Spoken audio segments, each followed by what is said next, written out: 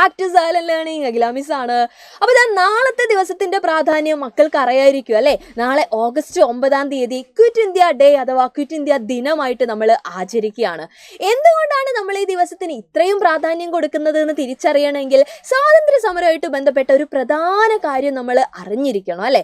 അതാണ് quit India movement അഥവാ quit India സമരം എന്നറിയപ്പെടുന്നത്. 1942 നമ്മുടെ ഇന്ത്യയെ ബ്രിട്ടീഷുകാരിൽ നിന്ന് പൂർണ്ണമായിട്ട് മോചിപ്പിക്കാനായിട്ട് ഇന്ത്യയിൽ നടന്നിട്ടുള്ള ഒരു വലിയ മുന്നേറ്റം അല്ലേ, ഒരു വലിയ മൂവ്മെന്റ്, ഒരു വലിയ സമരമാണ് ക്വിറ്റ് ഇന്ത്യ സമരം അഥവാ ക്വിറ്റ് ഇന്ത്യ മൂവ്മെന്റ് എന്നറിയപ്പെടുന്നത്. 1942 ബോംബെയിൽ വെച്ച് നടന്ന കോൺഗ്രസ് സമ്മേളനത്തിൽ നമ്മുടെ ജവഹർലാൽ നെഹ്റു ആണ് ഇതുമായിട്ട് ബന്ധപ്പെട്ട പ്രഖ്യാപനം ആദ്യമായിട്ട് നടത്തുന്നത്. ക്വിറ്റ് ഇന്ത്യ എന്ന് പറഞ്ഞു കഴിഞ്ഞാൽ ഇന്ത്യ വിടുക എന്നാണ് അല്ലേ? അതായത് ബ്രിട്ടീഷുകാരോട് നമ്മൾ ഇന്ത്യ വിടാനായിട്ട് ആവശ്യപ്പെടുകയായിരുന്നു.